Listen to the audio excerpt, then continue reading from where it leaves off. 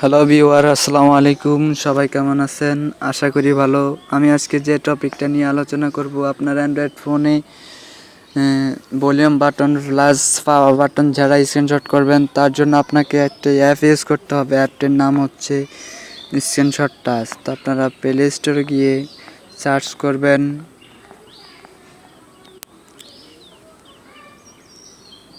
প্রথমে প্লে স্টোরে যাবেন।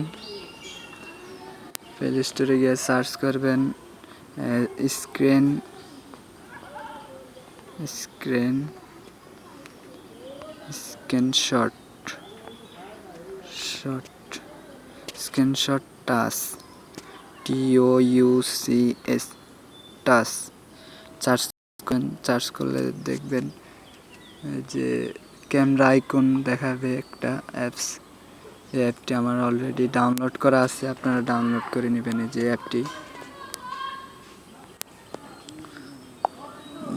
ডাউনলোড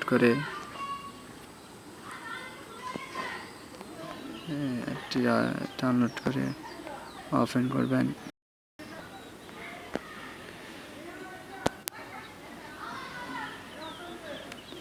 যে দেখুন অ্যাপটির কাজ দেখুন।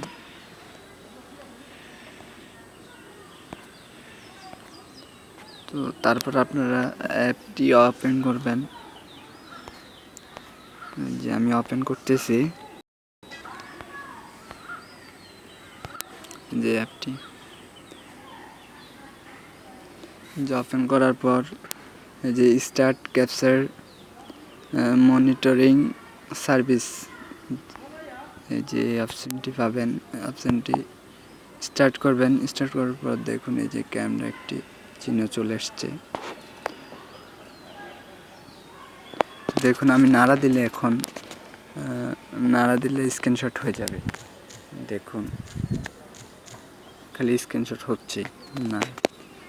তো আপনারা এখান থেকে নাড়া দিলে স্ক্রিনশট করতে পারবেন, volume button plus power button ছাড়াই। তো সবাই ভালো থাকবেন। আল্লাহ।